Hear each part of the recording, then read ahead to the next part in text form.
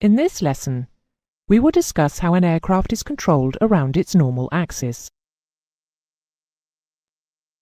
We will also discuss the control position indicator, which is used to keep pilots informed of the position of their aircraft's flight controls.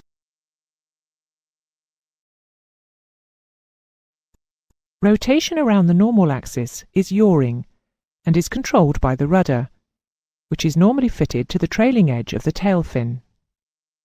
The rudder is required to maintain directional control with asymmetric power, to correct for crosswinds on takeoff and landing, to correct for adverse yaw, to recover from a spin, and, on a single-engine aircraft, to correct for changes in propeller torque.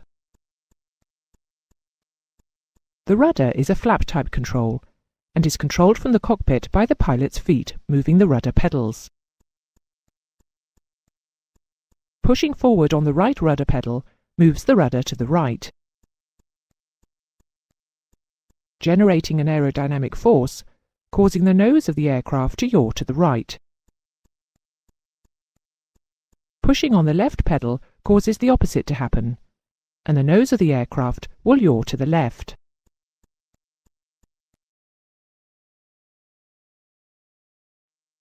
With a simple control system, full rudder pedal movement will provide full rudder deflection. With high-speed multi-engine aircraft, it is necessary to have large rudder deflections available at low speed to allow the aircraft to be controlled in the event of engine failure.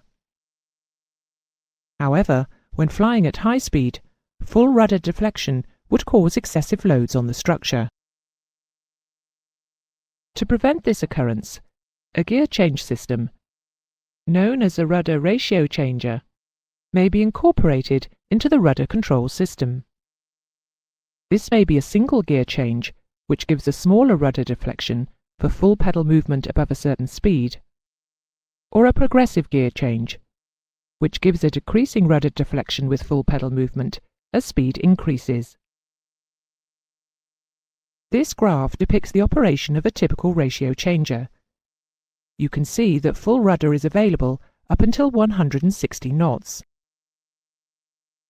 The travel then reduces progressively until at 380 knots, only approximately 3 degrees of travel is available with full pedal deflection.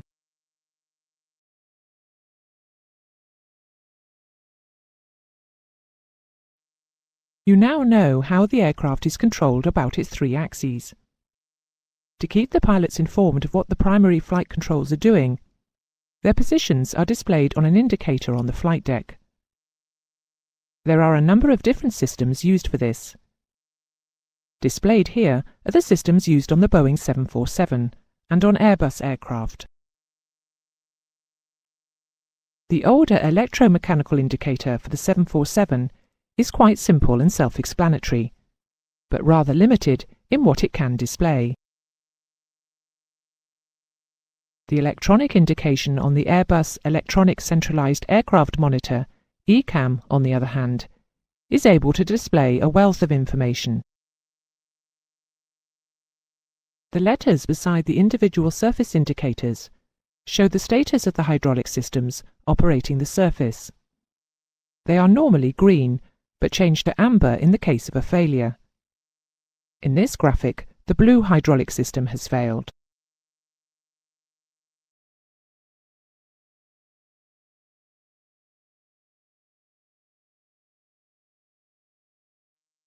That is the end of the lesson.